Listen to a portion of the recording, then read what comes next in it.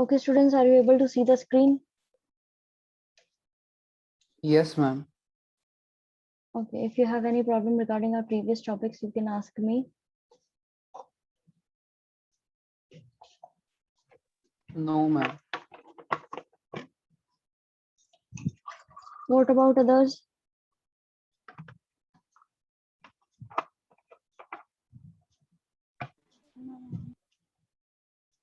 Okay. So we started this topic, the first order, the clergy, and there is one paragraph left in it. Some of the important ceremonies conducted by the church copied formal customs of the feudal elite. अब जो ये feudalism के अंदर जो चीजें की जा रही थी, जो वहाँ के कुछ कस्टम्स थे, वही चीजें चर्च ने भी कॉपी कर रखी थी। कुछ इंपॉर्टेंट सेरेमनीज थी। The act of kneeling while praying, यानी कि प्रे करते समय घुटनों के बल बैठना, with hands clasped and head bowed, हाथ जोड़ करके, सर झुका करके, was an exact replica of the way in which a knight conducted himself while taking vows of loyalty to his lord. ये उसी तरीके से था जब नाइट जो है प्रतिज्ञा लेता था कि वो पूरी तरह लॉयल रहेगा अपने लॉर्ड के सामने, जब वो जिस तरीके से जिस पोजीशन में बैठ के करता था, वही चीज यहाँ पे प्रे करते समय भी कॉपी की गई। Similarly, the use of the term Lord for God was another example of feudal culture that found its way into the practices of the church. Similarly, दूसरी जो चीज थी, जो टर्म था Lord शब्द जो है उसका इस्तेमाल करना भगवान के लिए, वो भी इसी तरह का फ्यूडल कल्चर से लिया हुआ ही एक प्रैक्टिस थी जो चर्च में कॉपी की गई थी। Thus, the religious and the lay worlds of feudalism shared many customs and symbols. इसीलिए जितने भी धार्मिक और ले वर्ड्स थे फ्यूडलिज्म के, वो काफी हद तक सिमिलर थे। कुछ कस्टम्स और सिंबल्स जो थे इनके, दोनों यहाँ पर सिमिलर थे। यानी चर्च के अंदर कुछ चीजें जो थी और जो वहाँ फ्यूडल एलीट के अंदर जो चीजें कस्टम्स थे वो सिमिलर थे। इस पैराग्राफ में अगर आपको कोई चीज समझ में नहीं आई है तो आप लोग पूछ सकते हैं। No, ma'am. ओके, अब आते हैं monks. Apart from church, devout Christians had another kind of organization. अब जो चर्च था उसके अलावा दूसरा इनका एक ऑर्गेनाइजेशन था। Some deeply religious people choose to live isolated lives, and in contrast to clerics who lived amongst people in towns and villages. अभी जो दूसरा एक पार्ट था, दूसरी जो ऑर्गेनाइजेशन थी, उसमें लोग वो रहते थे जो पूरी तरीके से आइसोलेटेड लाइफ जीना चाहते थे, बिल्कुल अकेले जीवन जीना चाहते थे, और वो पूरी तरह से धर्म से जुड़े हुए थे, धर्म के अंदर, अध्यात्म के अंदर जुड़े हुए थे। तो वो लोग अलग रहते थे कंपैरेटिवली उनके जो क्लर्क्स होते थे उस समय में। वो बेसिकली कहाँ रहते थे? वो टाउन्स के बीच में, विलेजेस में रहते थे, लोगों के साथ में रहते थे, और इनके कंपैरेटिवली ये लोग जो होते थे ये बिल्कुल दूर रहते थे। They lived in religious communities called abbeys or monasteries, often in places very far from human habitation. ये अधिकतर रहते थे धार्मिक कम्युनिटीज के अंदर जिनको बोला जाता था एबीज या मोनेस्ट्रीज, और ये जगह जो है वो बहुत ही ह्यूमन हैबिटेशन से बहुत दूर हुआ करती थी, यानी कि जहाँ पे इंसान भी नहीं दिखे उस एरिया से बहुत दूर होती थी। Two of the more well-known monasteries were those established by Saint Benedict in Italy in 529 and of Cluny in Burgundy in 910. दो important well-known monasteries जो establish की गई थी उस समय में, वो एक तो थी 529 के अंदर सेंट बेनेडिक्ट ने इटली में करी थी, और दूसरी थी क्लूनी ने जो करी थी बर्गंडी के अंदर 910 में। Monks took vows to remain in the abbey for the rest of their lives and to spend their time in prayer, study and manual labor, like farming. अब monks जो भी बनते थे वो बेसिकली क्या करते थे? वो प्रतिज्ञा लेते थे कि भाई वो इस एबे या मोनेस्ट्री के अंदर ही रहेंगे अपने पूरे जीवन काल तक, और अपना अधिकतर समय जो है वो या तो प्रेयर करने में बिताएंगे, या पढ़ने में बिताएंगे, या अपने हाथ से काम करने में बिताएंगे, या फिर फार्मिंग करने में बिताएंगे। Unlike priesthood, this life was open to both men and women. Men become monks and women become nuns. अब ये priesthood में तो क्या अलाउ नहीं था, कुछ ही लोगों को अलाउ था कि वही priest बन सकते थे। यहाँ पर ये दोनों के लिए ही ओपन था, men बन सकते थे monk और women बन सकती थी nun. Except in a few cases, all abbeys were single-sex communities. That is, there were separate abbeys for men and women. Like priests, monks and nuns did not marry. अब यहाँ पर दूसरी चीज जो थी, कुछ केसेस के अंदर एबेज जो थे वो बिल्कुल डिफरेंट हुआ करते थे, यानी कि एक एबे के अंदर सिर्फ मेन रह रहे हैं, दूसरे के अंदर सिर्फ वेमेन रह रहे हैं, ठीक है। और यहाँ पर अलग अलग यही चीज होती थी। और प्रीस्ट जो है वो क्या था, उन्हीं की तरह एक कॉमन चीज थी कि मंक्स और नन जो है वो शादी नहीं करते थे, जैसे लोग कि प्रीस्ट नहीं करते थे। From small communities of 10 or 20 men and women, monasteries grew to communities often of several hundred, with large buildings and landed estates, with attached schools or colleges and hospitals. अब small communities से शुरू हुआ था, ये 10 से 20 लोग जो है men या women रहा करते थे। monasteries धीरे धीरे communities में बढ़ने लगी और आगे बढ़ने लगी, कई 100 लोग यहाँ पे बढ़ने लगे, बड़ी buildings होने लगी, बड़े landed estates उनको मिलने लगे, फिर उसके साथ में स्कूल अटैच होने लगे, कॉलेजेस बनने लगे, हॉस्पिटल्स बनने लगे। They contributed to the development of the art, इन्होंने योगदान दिया है अपने आर्ट्स के डेवलपमेंट में भी। Abbess Hildegard was a gifted musician and did much to develop the practice of community singing of prayer in church. अब यहाँ पे नाम दिया गया है एवेज हिडलगार्ड का, जो एक गिफ्टेड म्यूजिशियन थे और उन्होंने एक कम्युनिटी प्रैक्टिस शुरू करी थी भजन गाने की, प्रेयर्स गाने की चर्च के अंदर।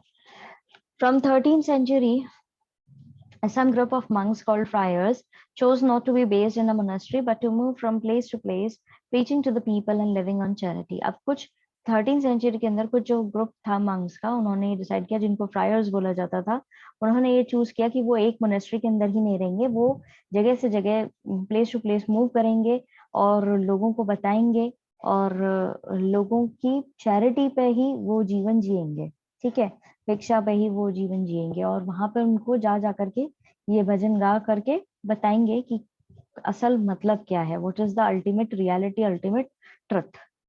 समझ में आया? किसी को कोई दिक्कत है पैराग्राफ्स में तो पूछ सकते हैं अभी।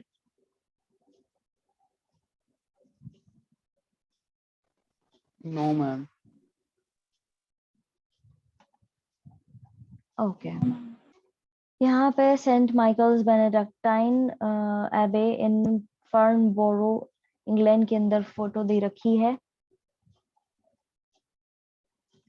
अब बेनेडिक्टाइन जो थे, बेनेडिक्टाइन उनकी मोनेस्ट्रीज के बारे में थोड़ा सा पढ़ लेते हैं, बॉक्स के अंदर दे रखा है। In Benedictine monasteries there was a manuscript with 73 chapters of rules which were followed by monks for many centuries. अब इनकी जो ये मोनेस्ट्रीज थी, वहां पे मैन्युस्क्रिप्ट है जिसमें 73 चैप्टर्स हैं रूल्स के, ठीक है, और वो सारे रूल्स जो है मंक्स फॉलो करते थे कई सेंचुरीज तक।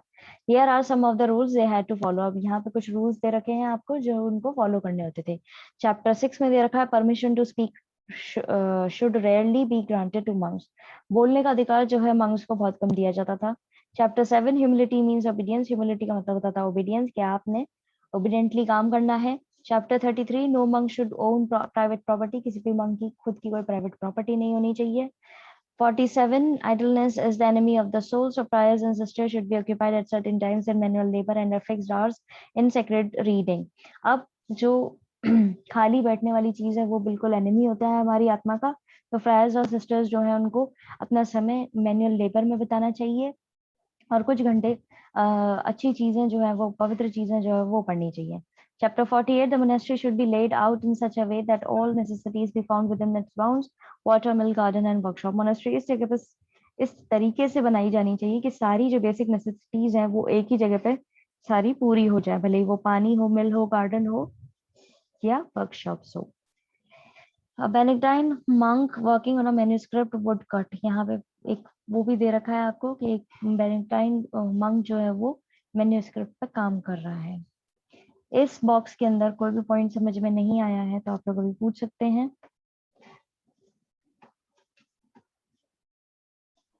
No, ma'am. Okay, moving on. By the 14th century, there was a growing uncertainty about the value and purpose of monasticism. अब 14th century के आते आते यहाँ पे बहुत ज्यादा अनसर्टेनिटी हो गई थी कि क्या पर्पस है इस मोनास्टिसिज्म का, मंक्स जो बन रहे हैं उनका क्या मतलब है, क्या वैल्यू है इनकी। In England, Langland's poem Pious Plowmen 1360-70 contrasted the ease and luxury of lives of some monks with the pure faith of simple plowmen and the shepherds and the poor common laborers. अब यहाँ पर England के अंदर एक Langland की pome थी पायस Plowman, जिसमें ये बताया गया कि कितनी आसान और कितनी लग्जूरियस लाइफ होती है इन मंक्स की। क्यों? क्योंकि इनके प्योर फेथ, पूरी तरह से विश्वास है, सिंपल ये लोग अपना काम कर रहे हैं। और इसको किससे कंपेयर किया गया है? शेपर्ड्स और पुअर कॉमन लेबरर्स जो थे उनसे। Also in England, Chaucer wrote the Canterbury Tales, which had comic portraits of a nun, monk, and a friar. अब यहाँ पे Canterbury Tales का भी जिक्र दिया करा गया है. Chaucer, Geoffrey Chaucer, who is the father of English literature, उन्होंने यहाँ पे बताया है अपने इस Canterbury Tales के अंदर कि किस तरह एक नन, एक monk और friar जो है उनकी लाइफ को उन्होंने कॉमिक तरीके से पोर्ट्रे किया है. आई होप आपने 10th के अंदर पढ़ी होगी कैंटरबरी टेल्स इंग्लिश के अंदर. No ma'am. ओके, नहीं पढ़ी है तो भी कोई दिक्कत नहीं है. आगे बढ़ते हैं. The church and the society. Though Europeans became Christian, Europeans जो है क्रिश्चियन बन गए थे. They still held on to some of their old beliefs and magic and folk tradition, फिर भी वो अपने पुराने जो विश्वास थे, जो फोक ट्रेडिशंस थे, उनमें उनको करा करते थे. उनमें अपना फेथ जो था उनका अभी भी था. Christmas and Easter became important dates for the 4th century. 4th century के अंदर क्रिसमस और ईस्टर की जो डेट्स होती थी वो बहुत इंपॉर्टेंट बन गई थी. Christ birth celebrated on 25th December replaced an old pre-Roman festival, the date of which was calculated by the solar calendar. Christ का जो बर्थ है वो सेलिब्रेट किया जाने लगा 25 दिसंबर पर, और 25 दिसंबर पे पहले ही ये लोग एक कोई पुराना इनका रोमन फेस्टिवल हुआ करता था, उसको रिप्लेस किया क्राइस्ट के बर्थ ने. और वो जो रोमन फेस्टिवल था वो कैलकुलेट करते थे ये सोलर कैलेंडर से. Easter mark the crucifixion of Christ and has rising from the dead. Easter जो है वो मार्क किया गया क्रूसिफिकेशन ऑफ क्राइस्ट के तौर पर, जैसे कि इसमें बताया गया था कि कैसे क्राइस्ट जो है जब उनको क्रूसिफाइड किया था और उसके बाद में वो कैसे वापस से जिंदा हुए थे. But its date was not a fixed one, but इसकी डेट जो है वो फिक्स्ड नहीं है, because it replaced an older festival to celebrate the coming of spring after a long winter, dated by the lunar calendar. क्योंकि इसने भी यहाँ पे पुराना एक ओल्ड फेस्टिवल हुआ करता था जो बनाया जाता था स्प्रिंग के बाद में जो विंटर आती है, सॉरी लॉन्ग विंटर के बाद में जो स्प्रिंग आता है, उसके लिए सेलिब्रेट किया जाता था. ये लूनर कैलेंडर के द्वारा कैलकुलेट करते थे ये लोग, उसको रिप्लेस किया था ईस्टर ने. Traditionally, on that day, people of each village used to make a tour of their village. Traditionally, उस दिन ये लोग पूरे गांव के लोग जो है वो अपने विलेज का टूर किया करते थे. With the coming of Christianity, they continue to do so. Christianity आने के बाद भी वो ये चीज करने लगे, कंटिन्यू रखी उन्होंने. But they called the village the parish, the area under the supervision of one priest. लेकिन वो जो विलेज का एरिया होता था उसको बोलने लगे वो पैरिश, जिसका मतलब होता है कि एक प्रीस्ट के अंडर, सुपरविजन के अंडर है ये पूरा area. Overworked peasants welcomed holy days or holidays because they were not expected to work then. अब जो ओवरवर्क्ड पीजेंट्स थे, जो जिनसे बहुत ज्यादा काम लिया जाता था, वो इस तरह के पवित्र दिन जो हुआ करते थे, हॉलीडेज, जिसको बाद में हॉलीडेज की तरह बोला जाने लगा, वो उस एंजॉय करते थे इन दिनों को, क्योंकि उनसे एक्सपेक्ट नहीं किया जाता था कि इस दिन उन्हें काम करना है. These days were meant for prayers. ये दिन होते थे प्रेयर के लिए, but people usually spent a good part of them having fun and feasting. लेकिन लोग बाग जो हैं अधिकतर अपना समय इन दिनों पर प्रेयर करने में बिताना चाहिए था, लोगों का मानना ये था. लेकिन लोग बाग क्या करते थे, अपना समय जो है वो अच्छा फन और अच्छा खाना और अच्छा मजाक जो है वो करके और एंजॉय करके बिताया करते थे. समझ में आया किसी को कोई दिक्कत इस पैराग्राफ में? No ma'am. Okay, pilgrimage was an important part of Christians' life, and many people went on long journeys to shrines of martyrs or to big churches. अब तीर्थ यात्रा जो है, तीर्थ स्थल जो है वो जाना, वहां पे जाना क्रिश्चियंस की लाइफ में बहुत इंपॉर्टेंट हिस्सा हुआ करता था. कई सारे लोग जो है लंबी लंबी यात्रा करके जाते थे पवित्र स्थलों पे और बड़े चर्चेस पर. अब है third order. The third order, peasants free and unfree. Let us now turn to the vast majority of people, namely those who sustained the first two orders. Cultivators were of two kinds, free peasants and the serfs. अब basically यहाँ पे हमने दो order तो पढ़ लिए थे. बात है थर्ड ऑर्डर, जो मेजोरिटी ऑफ पीपल यहाँ पे उसी के अंदर, उसी कैटेगरी के अंदर आते थे और जिन्होंने पहले दो ऑर्डर्स को सस्टेन पूरी तरह से कर रखा था. कल्टिवेटर्स दो तरह के होते थे, फ्री पीजेंट्स और सर्व्स. सर्व्स जो बेसिकली होते थे slaves. Free peasants held their farms as tenants of the lord. Free peasant जो होते थे वो अपने फार्म्स वगैरह संभाला करते थे और साथ ही साथ जो लॉर्ड होते हैं उनके भी संभाला करते थे, उनके जमीनों पे काम किया करते थे ये लोग. The man had to render military service at least 40 days every year. एक मैन जो काम कर रहा है उसको मिलिट्री सर्विस के तौर पे भी अपना आपको सर्व करना पड़ता था करीब 40 दिन के लिए एक साल में. Peasants' families had to set aside certain days of the week, usually 3, but often more, when they would go to the Lord's estate and work there. Peasant की फैमिलीज जो है वैसे तो वो सर्टेन दिन तो वो अलग ही रहते थे, लेकिन कुछ हफ्ते उनको भी काम करना पड़ता था 3 से ज्यादा दिन हफ्तों में, जब वो लॉर्ड के स्टेट पे जाया करते थे और उस काम किया करते थे. यानी कि जो फार्मर है वो तो काम कर ही रहा है, उसकी फैमिली को भी काम करना पड़ता था. The output from such labour called the labour rent. अब ये जो रिजल्ट निकलता था इस तरह की मेहनत करने का उसको बोला जाता था labour rent. Would go directly to the lord, और वो जाता था डायरेक्टली लॉर्ड के पास. In addition they could be required to do other unpaid labor services like digging ditches, gathering firewood, building fences, repairing roads and buildings. इसके अलावा इनको जो अनपेड सर्विसेज थी वो भी देनी पड़ती थी, जिसके इनको पैसे नहीं मिलते थे. एक्स्ट्रा काम करना पड़ता था, गड्ढे खोदना, लकड़ियां इकट्ठी करना, फेंसेस बनाना, रोड रिपेयर करना और बिल्डिंग रिपेयर करना. समझ में आया? किसी को कोई दिक्कत? No, ma'am. Besides helping in the fields, women and children had to do other tasks. खेतों में काम करने के अलावा women और children को दूसरे काम भी करने पड़ते थे. They spun thread, wove cloth, made candles, pressed grapes to prepare wines for the Lord use. अब ये क्या करते थे? थ्रेड बनाना, फिर कपड़े बनाना, कैंडल्स बनाना और ग्रेप्स जो है उनको प्रेस करना, वाइन जो होती थी इनकी वहां पर जो वाइनरी होती थी वहां पर जाकर के ये बच्चे ये काम करते थे लॉर्ड के यूज के लिए. There was one direct tax called the taille that kings sometimes imposed on peasants. The clergy and the nobles were exempted from the paying this. एक तरह का अलग डायरेक्ट टैक्स भी लगाया जाता था इन पे पीजेंट्स पे, जिसको बोला जाता था टेली. और ये टैक्स डायरेक्ट राजा लगाता था पीजेंट्स पे, और क्लर्जी और नोबल्स जो थे वो इस चीज से बचे हुए थे, उनको ये पे नहीं करना पड़ता था. क्लियर है? किसी को कोई दिक्कत है तो पूछ सकते हैं आप ma'am. लोग.